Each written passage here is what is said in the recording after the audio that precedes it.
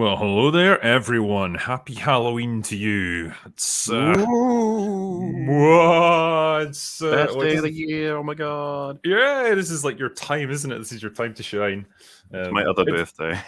yeah. The sun is just going down outside, so getting ready for a spooktacular time this evening. But we hmm have super chats to get through first. So, yeah, I'm sorry for you guys that we were a bit late getting back to this, but I had a busy weekend and I wasn't quite able to get to it yet. But here we are. So we're going to answer all your questions right now.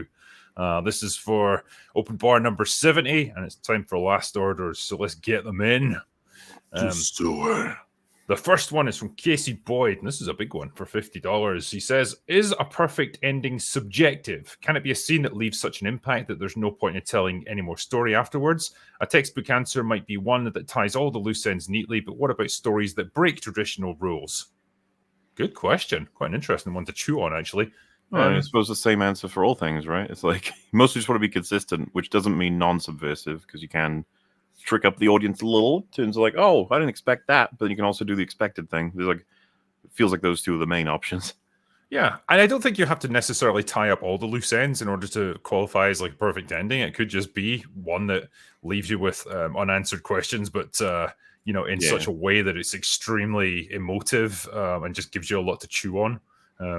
I don't know, something like Blade Runner would be a good example of that, where it's very ambiguous as to what Deckard is and whether or not he really is a replicant or a human. It inspires conversation, so Yeah. that's pretty good stuff.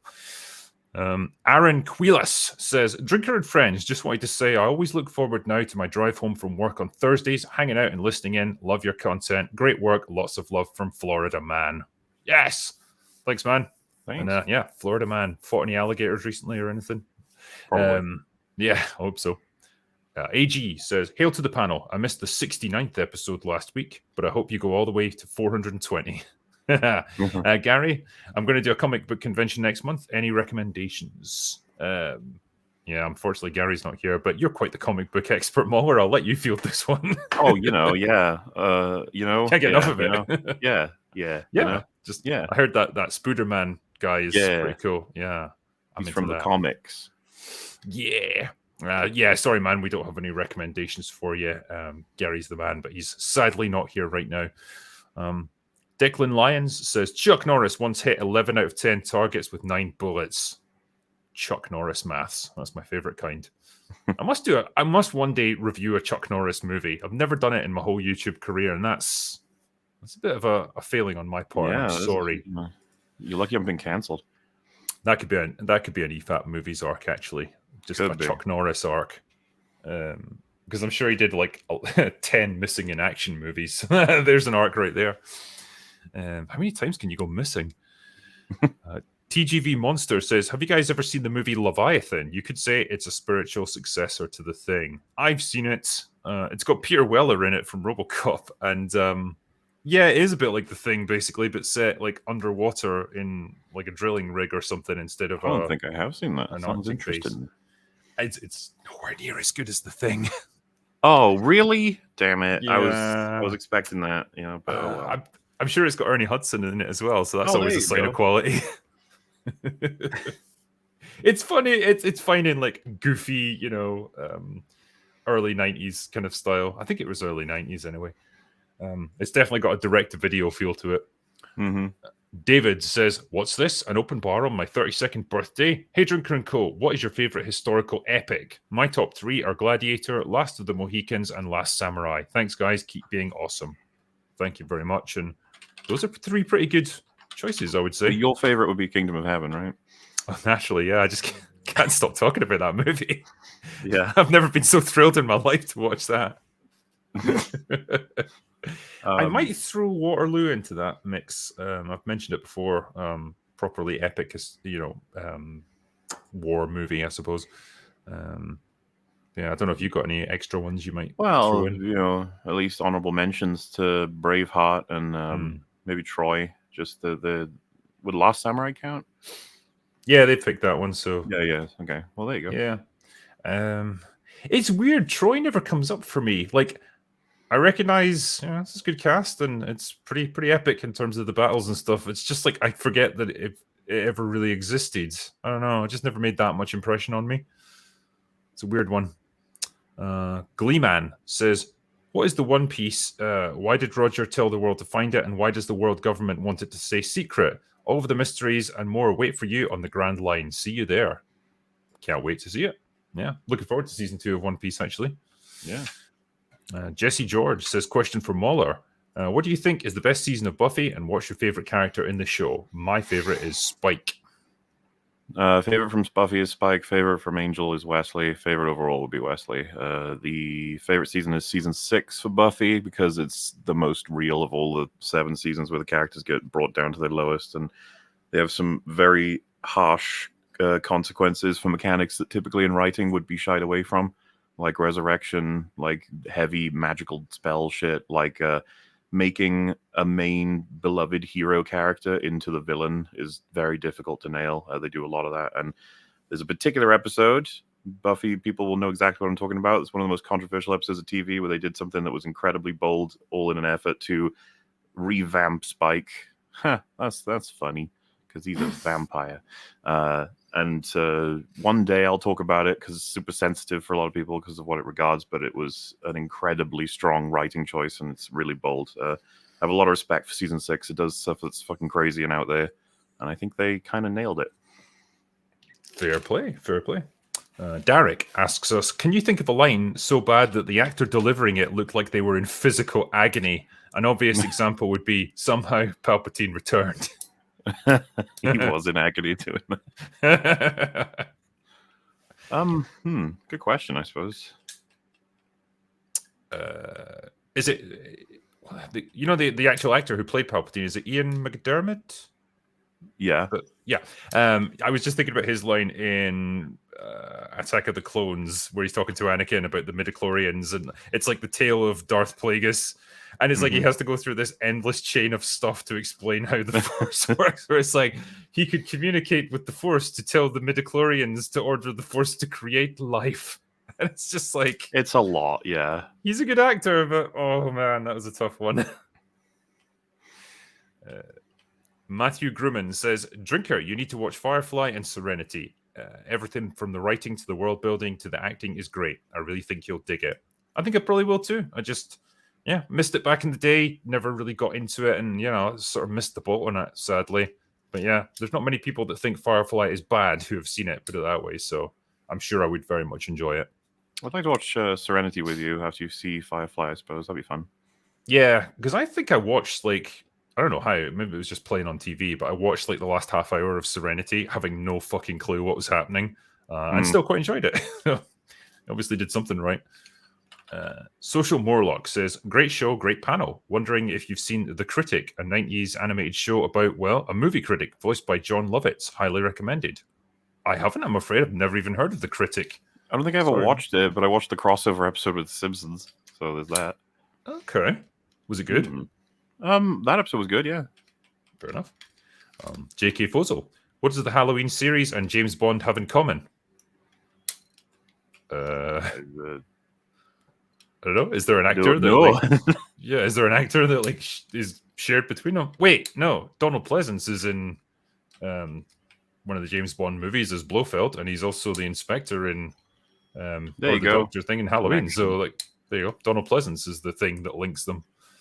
Thunderbow says, have you all seen Attack on Titan? No. As a non-anime fan, I highly recommend it. Definitely one of the best shows I've ever seen. Peak world and character building and epic soundtrack. Would love to see a drinker recommends on it someday. I would love to make a drinker recommend someday. I just have to watch it first. Yeah. Avarith says, heard Stargate reboot was cancelled due to the strikes. I have never been so happy to hear a series I may not get a reboot. What a time to be alive. Indeed, yeah, I'm happy that they're not doing it. That's all to the good. You're not gonna improve on SG-1. That was great. George Diaz says, Drinker and Nerdrotic, you guys have opened my eyes to the fact that we don't have to consume garbage entertainment just because it's affiliated with what was once good entertainment. Thank you. Well, good. I mean, I hope everyone recognizes that. You deserve better. You don't have to accept the sludge. Fortune and Glory says, "Hello, Drinker and Gang. Question for Mauler. Have you ever seen the show Koala Man on Hulu? Same makers as Smiling Friends, and if so, any thoughts?" I haven't seen that. Sounds interesting. Hope this helps. Says, "Drinker and Crew, I was wondering if any of you saw Nefarious, starring Sean Patrick Flannery from Boondock Saints. If not, check it out. He absolutely kills his role, and sadly, not a lot of people saw the film. Cheers, boys." Nefarious. I've heard of it. I've not seen it. Sadly. Casey Boyd. Excuse me. "The first time I watched Looper years ago, the cast was enough for me to like it. Then the second time, Muller ruined it for me, and I started thinking about it, and now I can't ever watch it again. It's bad." Yeah, I agree. If you want to talk about the mechanics of time travel and everything in that movie, it's fucking bonkers. That's one of those ones that's like, Ryan, he's not good with Star Wars, but he's really good with sci-fi, like in general. And it's like, no, stop, no. It's like, what is he good with? He's not good at murder mysteries, that's for sure. No. Brick was apparently meant to be good. I've had a few people contact me and say, you shit on Ryan Johnson, but give Brick a try. Like one of his earliest movies, and it was actually pretty decent. Maybe that one is good. Who knows? Yeah, we should try it one day. Maybe we'll actually like a Ryan Johnson movie. It'll be possible. Maybe.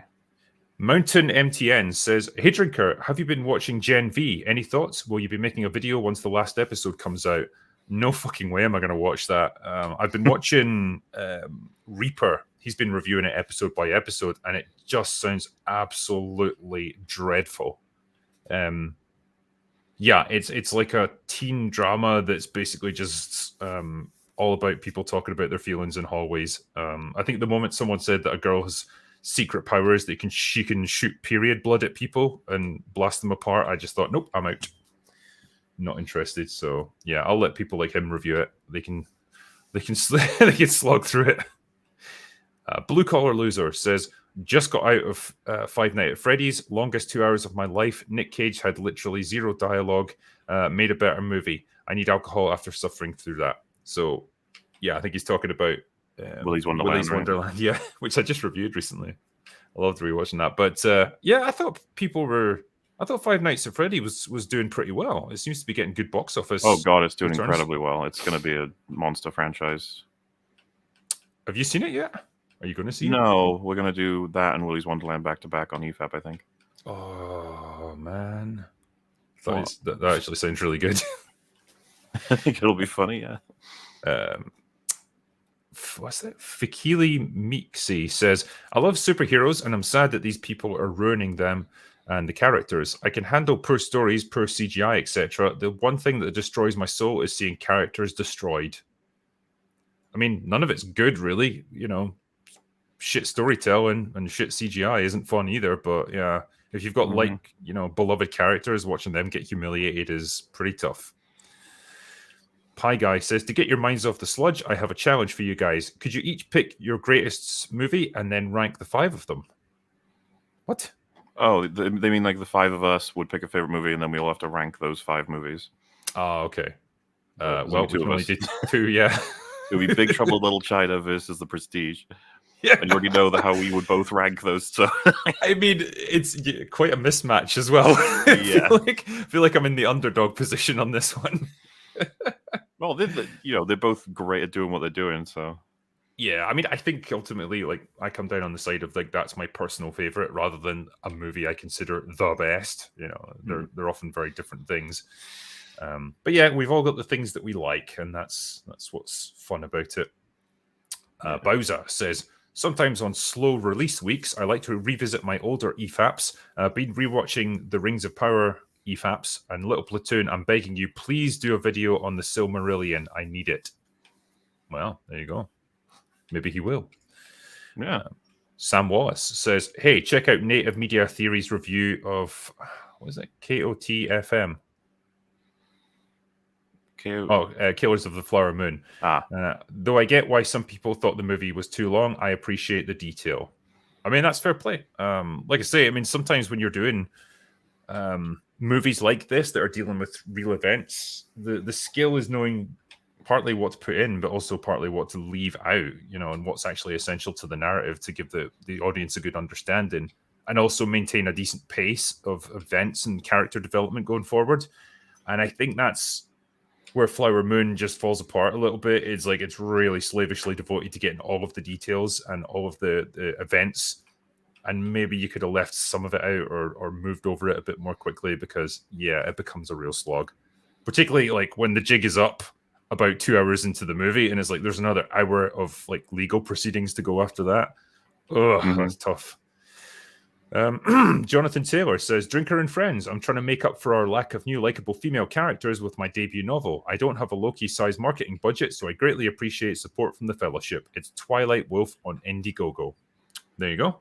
Anyone interested in supporting independent media? It's Twilight Wolf on Indiegogo. All right. Rosie McRose says, you could get Slipmaker on. He does some of the best TV series retrospectives. Also, I need him to defend the flying saucer in Fargo from Mahler. Okay. I mean, presumably the argument would just be something like it's goofy on purpose or something, or it's a meta thing. I assume so. Jamaican Bacon. Hi, Drinker, Mahler, and Pano. Have you seen Wind River with Jeremy Renner and Elizabeth Olsen? Favorite performance from an Avenger actor post Marvel? So I haven't seen Wind River, but if we're talking about favorite performances, I guess it would have to be Robert Downey Jr. in Oppenheimer. Oh, yeah, he's pretty damn good. Yeah. Fakili McKeezy says, say, I peed pants in Scots or Gaelic, Drinker. I can't really say it in Gaelic since I don't speak it. In Scots, I've pished myself. There you go. Garrett Hayden, with all this talk of these strong female characters, I wonder if audiences will be okay if I create my own. 2 even.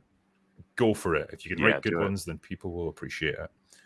Stevie G says, shout out to EFAP's Saw October event. Personal highlight is Mahler's laugh when Jigsaw quipped about literally driving himself to suicide. Hail EFAP and any who don't watch are distasteful to me.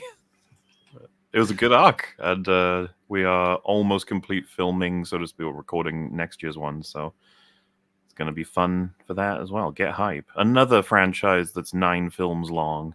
Yay. A clue. Even though, well, Saw's 10 films long now. CG Hero says, the Final Destination movies are a guilty pleasure of mine, and I've been rewatching them all recently. Have you seen any of them before? And if so, what are your thoughts? I've seen like 3 of them, I'm going to say. I'm an experienced big fan of them. They are retarded. They are retarded in the strongest sense, but they're kind of fun retardation, you know? Yeah. Farting in the bathtub and laughing your ass off. That's the kind of level you're at with this. Yeah, it's just fun watching the things get set up, you know? Yeah. How dumb everyone is that they walk right into it. Rosie McRose, have either of you seen The Man with the Iron Fists, starring the RZA, Russell Crowe, and Lucy Liu? Yes, I have seen it, and I remember it being all right, actually. I haven't seen Again, that. No. Gloriously retarded, but yeah, pretty good fun. Lunatic Fringe says, Hail panel, last time I get to watch this live, so I just wanted to say thank you for all the laughs and good times, and can't wait for them all on the re-uploads. Question for the panel, what's your favorite bad movie? Batman and Robin for me. That's a good choice. It could be Street Fighter, the movie, for me. Yeah, Raul Julia just sells that film. Mm-hmm.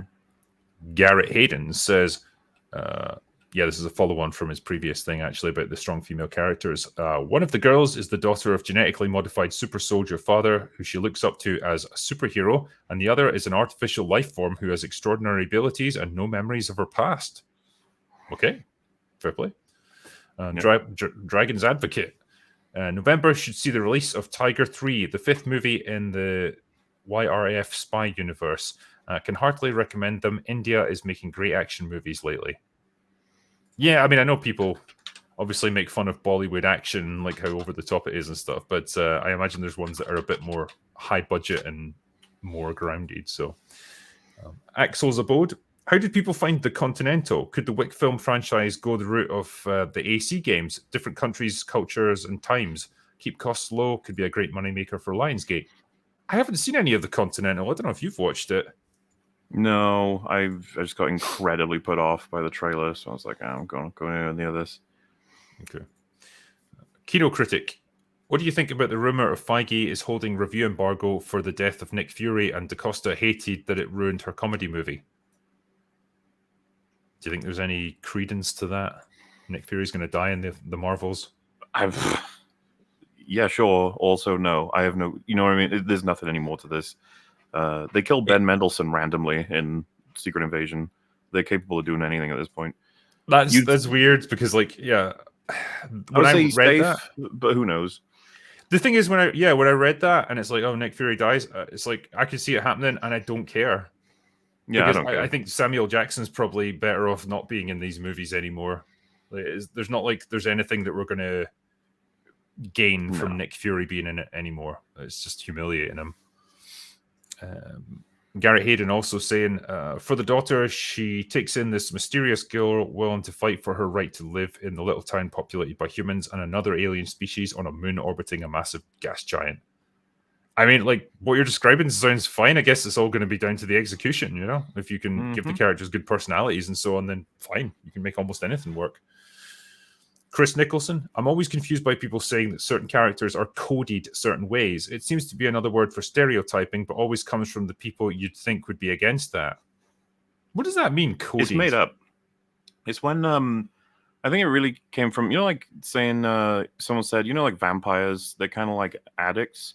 And you'd be like, in what way? And you're like, well, Angel, a series opens with Angel in a bar drinking heavily, and it's supposed to be symbolic of the whole show is him fighting his desire to drink blood and to express his like vampire side, and that there's a lot you can draw out of it as being that of an alcoholic, and that it's inspiring as a show to in terms of some of the things he does to try and prevent himself from getting to that point and all that stuff. And then if someone said, no, he's coded as an alcoholic, it's like, what do you mean coded? Why are you saying that like that? Why can't you just say allegory or symbolism or whatever? Like, why have we moved into coded? Yeah. And I don't know. It's something that just happened semi-recently, and people are running with it. Is and it just you only like ever hear it for fucking, like... you don't ever hear someone say that guy's coded for something, like, mundane. It's usually, like, impulse stuff. It's kind of strange. Yeah. Is it like just this trend of coming up with a dumber, more retarded word for like something that already existed? Sometimes I think that people come up with new words for stuff like this in order to give it more credence. Because if I said to you, he's a stenograph in terms of something, you know, something, you just be like, he's a what? You don't know what that means. That like, and I just explain this thing you've never heard of, and it makes it like more difficult for you to be like, what are you talking like that's nonsense. Instead, you're just like, I don't even know what that is, and I'm like, oh, it's a known writing thing. Right. Okay. So it's like you can almost gaslight people into thinking that you know more than you do just by like using terms that they totally it's always don't know been how to engage cringe, with. right? There's a big difference between vampires are supposed to kind of be like they represent alcoholics in a sense, or addicts of things. You're like, okay, and there's a difference between that and being like they are coded in a particular way. And if your media literacy was that of my level, you'd be able to understand the innate and complex layers that involved in this. I can think of a few critics that would talk like that. Anyway, moving on. The Icelandic Filipino says, scrap Marvel and Star Wars and do faithful adaptation of Warcraft for the Horde. I mean, yeah, I'd like to see more fantasy that's good. Rosie McRose, I don't think I've ever heard either of you talk about Paul Thomas Anderson movies. What's your overall opinion of him as a filmmaker, and what's your favorite movies by him? So, yeah, okay, fine. I'm sure we've talked about There Will Be Blood or something before. I feel like we must have. I mean, yeah. I'm trying to think, though. I don't think I've seen many of his movies. That's my problem.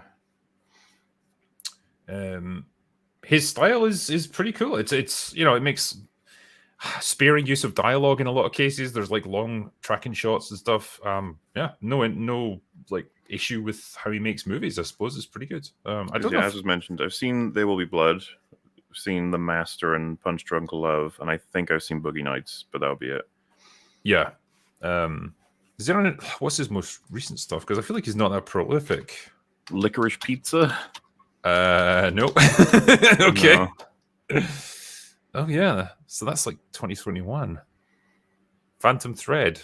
No, I haven't seen that either. Okay, but yeah, I mean, obviously, There Will Be Blood. I consider that a pretty damn good movie. So, Courtney J says, these days people are far more worried about being able to afford a roof over their head and food to eat than keeping up with the MCU. That's very true, yeah.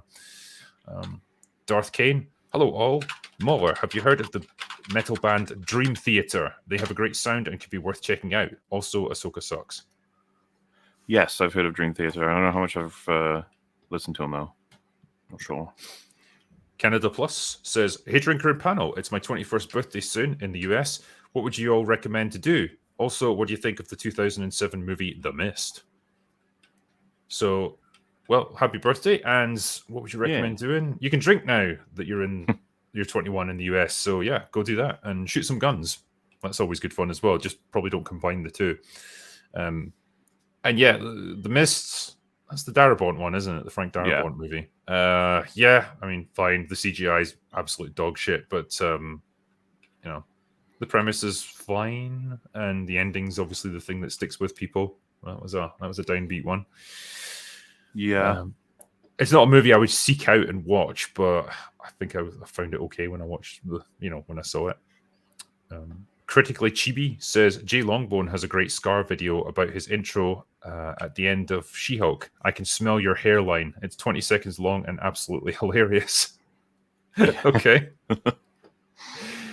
Not Your Average Fan says, you guys are all incredible. Been watching you all for 2+ years at this point. You have some geek talk. Question for the panel. Favorite superhero and villain of all time? Favorite X-Man and why? Hail. Okay. Favorite hero is Iron Man. Are we the same on that? It's either Iron Man or Batman for me. It's pretty close. Interesting, we both choose people that don't really have powers as such. Oh God, I love it. I love it so much. The idea that he's just a human being who built himself up to be as powerful as some of these fucking gods. It's so cool. Yep. Says a lot of nice things about humanity, which I really appreciate, because we could do with a bit more of that sometimes. Favorite X-Men? It's got to be Wolverine, I think, really. Just because he's so fucking cool. Yeah, does Magneto count? Or is he I guess he's a villain, right? That's one of the questions. Well, yeah, sure. Either he counts one or the other. Yeah, I mean, he's a character in X-Men, so I guess you can go with him. And he is. Yeah, he's pretty cool. Timmy04, how would you guys have felt if the MCU ended after Thor cut off Thanos' head in Endgame? I mean, it would have been a very short movie, but I would have been okay with that. Yeah, I guess. The Icelandic Filipino, Moore and Gary, check out the best death metal band in the history of Iceland, Northbrow. There you go. Okay, fair enough. It's yeah, I'm probably not doing justice to the name, but I'm sure you can find them. There's only about 10 people that live in Iceland. Tobias Nexus says, it's almost like having a good character arc and hero's journey matters. It is almost like that, yeah. I remember those things. Onilock says, remember when a big budget meant something special? Yeah, it's not so much now. I remember. Peter Gorumby says, good evening, gentlemen. What are your favorite villains that were designed to be annoying in film and TV due to either their abilities or their attitude? Designed to be annoying? Favorite ones that are designed to be annoying. C-3PO? Villain? Oh, sorry, it was villain. I thought it was just characters. Sure, he's a villain. Let's go with it. Michael Storm. The Spider-Verse movies have shown the studios that people are open to animated superhero movies in the cinema. It's weird that we haven't gotten more. Yeah, it's kind of unusual. I mean, I suppose they've got a very unique artistic style, so that probably helps. But yeah, it doesn't feel like a big thing. Maybe it's a bit of an untapped market. Snex says, what's the best horror movie monster and why? Oof, that's a tough one. We got really big contenders on this. So yeah, this would be a fun tournament. So I think put in Alien, Predator, The Thing, probably Terminator. I would count, right? I suppose so. Yeah, yeah. The Terminator is effectively, I don't know if a monster is the right thing, but yeah, he's a force. Yeah, I kind of I was going to go for The Thing just because of the paranoia aspect. With the Alien, obviously you can see it, and to some extent you can fight it or run away from it. But with The Thing, it could be anything, or it could be anyone around you. So you don't know who you can trust. JWT says, after Avengers, Warner should have shelved DC and done literally anything else until they were done. I mean, Yeah, they spent their whole time just playing catch up, haven't they? Look how it turned out. Captain Jean, I like this name. Captain Jean-Luc Bacardi says, "Good day, drinker, Muller, and panel. Have you taken any classes or courses to understand what constitutes a good story and script? I'd like to be better at critiquing movies. Any book recommendations?" I feel bad that I've got no book recommendations or classes or university courses or anything. I'm just like, just watch movies. Yeah, I mean it's the same for me. Like I didn't take any creative writing classes or anything. I just wrote books until I eventually got good at it, and so that's my story with it. I'm told that On Writing by Stephen King is meant to be a very good, instructional book about constructing novels and stuff. So it's meant to have a lot of good insights. Never got around to reading it myself, but one of my editors spoke about it very highly. So. Hard Romeo says, "What's everyone drinking at the open bar this evening? I'm enjoying authentic moonshine made by my wife's crazy redneck uncle." That sounds like a dangerous but fun way to get through the evening. I think I had vodka that night. I was on Woodford Reserve, I think, and a bit of Coke mixed in. So, yeah, that got me through.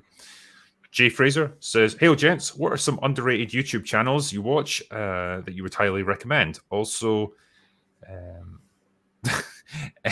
I'm just going to say it as he wrote it. Also, fuck YMS, that disingenuous pork wallet." He said it, not me. Pork wallet.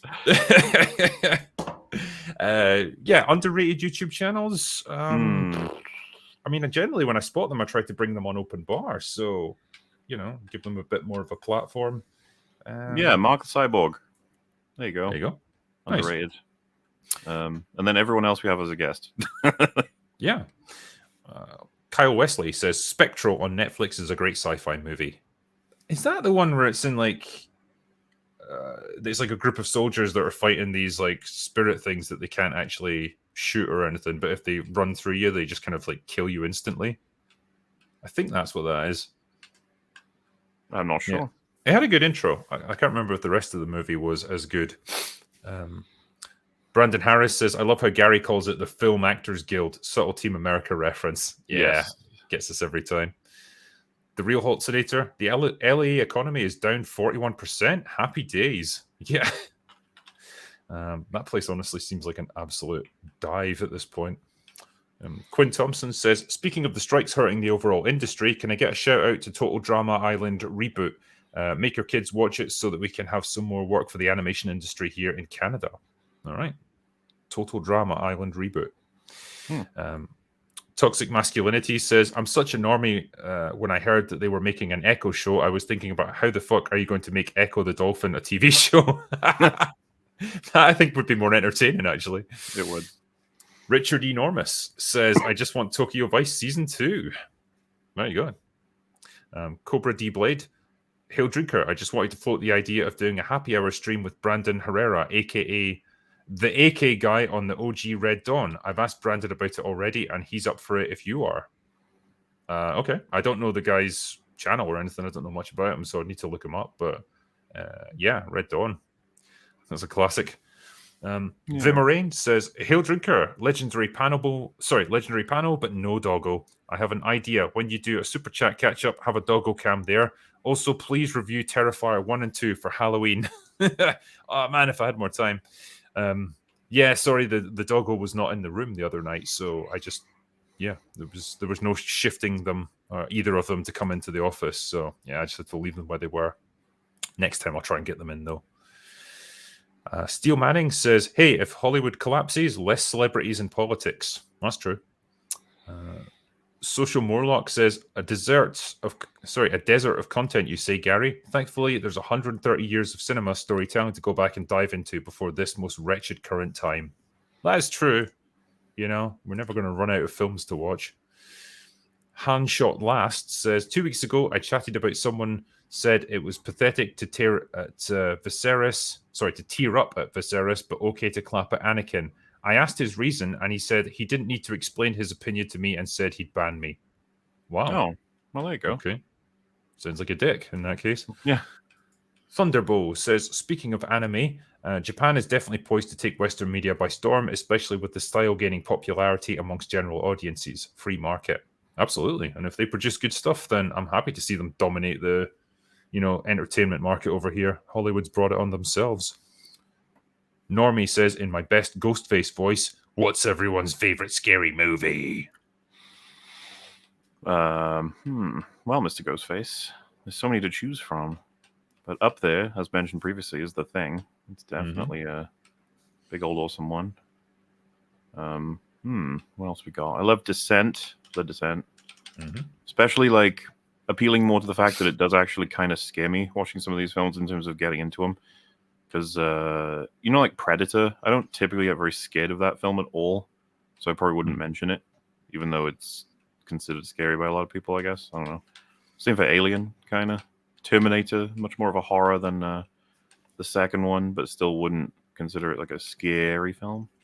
I think when you've seen it so many times as well, and you know all the, the key points and everything, it's like it's pretty hard to get scared. I would almost put the Apocalypse trilogy by John Carpenter, like all three of them in there, like The Thing, Prince of Darkness, and In the Mouth of Madness. Like I think all three are pretty fun horror movies. So, Simon Ho says Iger set up Chapek to fail and come back the hero. Yeah, how'd that work out for you, Bob? William Makepeace Fuckery says, "Good evening, drinker. You're an author and frequently critical. I'm sure you've answered this before and I've merely missed it, but what kind of books do you enjoy and recommend?" Same question for the other barflies. I mean, less so now because I've got less time for reading, but I mean, I don't have now a specific genre. I suppose occasionally like historical fiction I kind of like, things set during the Cold War, a bit of espionage, sometimes a bit of World War II stuff, that kind of thing. Nothing too specific. Used to be much more into fantasy and sci-fi, especially when I was a teenager, but not so much now. I mean, I'm guessing, Moller, you're not a huge reader. Nope. All right. NC says, which US actor has done the best British accent? I've always said that James Masters being Spike in Buffy's British accent completely like tricked me until I found out it wasn't actually British. I thought it was really good. There's a couple of things that'll give it away when you are really listening, but him and Wesley being Alexis Denisof, they both do great British accents, even though Americans are typically known for not being able to do British at all. Yeah. It seems like Brits can do pretty passable American accents more easily. Like half the cast of The Walking Dead were fucking British. It was weird. Sithcake says, Thrawn reminded me of Lieutenant Frank Drebin from Police Squad. Frank's way more competent. Yeah. Nate says, Drinker and panel, first time catching you all live. Thanks for the entertainment. Thoughts on Ridley Scott's Napoleon coming out next month? I've got hopes for it. I hope it's going to be good because it'd be nice to see. Peyton Klein says, Drinker, have you ever watched the TV show The Wire? If not, I think you'd enjoy it and can maybe do a review. Yeah, I mean, obviously, I've heard so many good things about The Wire. It's just huge, isn't it? It's like so many seasons to get through. If I had the time, I would definitely watch it. The Crucial Druggie says, George Lucas's dead body stuffed into a Darth Vader costume with Darkseid, using telekinetic powers to make it dance like a marionette on stage, with Desad on the synthesizer keyboard playing the Imperial March by Keld Velar. Okay, there you go. There's with Granny Goodness and all of that. She's one of the little villains on Darkseid's team. Yeah. Leigh Griffin says, could the Reedy Creek lawsuit trigger enough of a survival response from Disney that they might challenge the entire tax system and pave the way for tax reform not seen since the founding of the USA? Somehow I don't think they have the power to do that. McWild says, Longman, too bad Wolf is not here to spice things up. Where is Heels versus Babyface? Bring on the toxic brood. Also, hi. I'm sure Az will make another appearance on Open Bar soon enough. Yeah, maybe even this week. Who knows? Yeah. Taker610 says, just to bring this to your attention, in case you haven't seen it, there's a video called What If The Force Awakens Was Awesome that Chris Gore covered on his channel yesterday. It's fantastic. If you go to the timestamp of 9:10, you can see what can only be described as Peter Dinklage as Luke Skywalker. The story features Han, Luke, and Leia together in an interesting premise. All right. Alrighty. Count me in. Peter Garombi says, the best way to illustrate the state of Disney Star Wars is the lack of memorable ships and vehicles. Try naming more than 5 that have been created during the Disney era that aren't derivative of ships that have come before. I can't even fucking name one. Oh wait, no, the Supremacy. Only because we spent a lot of time talking about TLJ. The Dreadnought. Or was it called that? I Yeah. think so. Yeah, it was a Dreadnought. Well, that's really the class of ship rather than the name of it. Oh, right. Yeah, fair enough. What's the next one? Rupert says the look of their women and the taste of their food made the British the greatest sailors in the world. Indeed. British cuisine, best in the world. Spawn Freak says, so Marvel just announced the Ultimate Spider-Man 1 where Peter and Mary Jane are married with kids. Are they listening or is this a bait and switch? I had no idea. Yeah, no clue. Red 4 says, I just finished episode 11 of Star Trek Continues, and what a damn good show. Far better than anything Kurtzman shits out. I mean, that's a low bar, to be fair. Jordan Pendragon says, what are some of your favorite American beers or ales? What? I'm coming up short on that one. Like, there's not many American beers that I seek out. Corona would probably be the closest, I guess. But yeah, I tend to go for European and British ones more. Yendor says, anyone heard anything about the new Toxic Avenger with Peter Dinklage? No. Nope. OMG Puppies. The Adam West campy Batman show annoyed me as a kid and comic book fan, but I appreciate it more now. Same with Lost in Space. That was originally a great sci-fi comic. Yeah. Each to their own, I suppose. I was never a huge fan. I suppose you can laugh at it now, but that's about it. Rated M's says, hey Muller, James Marsters is my favorite voice actor. Surprised me that Spike voices my favorite book series. Have you or the group ever heard him read The Dresden Files by Jim Butcher? Had a heavy recommendation from a friend to listen to his readings of The Dresden Files. And apparently I think he was almost not going to be the voice of one of the seasons or something, and the fans got like collectively incredibly pissed off and got him back on it or something. I remember them saying something like that. So yeah, apparently he does a very good job of that. Nice. Mega Spidey Man says, hello there. Pfeiffer, Barry Hathaway, and Zoe Kravitz knock you on your door one night, but you've only got room for one. Who do you let in? Sorry, what were the options? So Michelle Pfeiffer, Halle Berry, Anne Hathaway, or Zoe Kravitz. All the Catwomen. Yeah, I think it's going to be Halle Berry. You know. Yeah, not because I don't think she's the best Catwoman. No. Definitely not. In fact, but she is hot, so I'll probably go with her. Chris McDermott says, "What do you think about Dune Part 2? It looks chef's kiss." Yeah, sure. Hopefully, when we eventually get to see it. M8 says, hi y'all, how far did Muller make it on his Star Trek journey? Did he watch all of the movies? Maybe the top 10 episodes from each series? Cheers. We've yet to progress any further on our little Star Trek journey together, I suppose, unless you've been doing it without me. Mr. Drinker, okay? I ain't organizing that. All right, I'll set something up. And last one says, anyone familiar with Gemini Home Entertainment? Not really. No. I'm not sure what that is. That was the last one, though. So... that was lovely. Hopefully we've answered all your questions.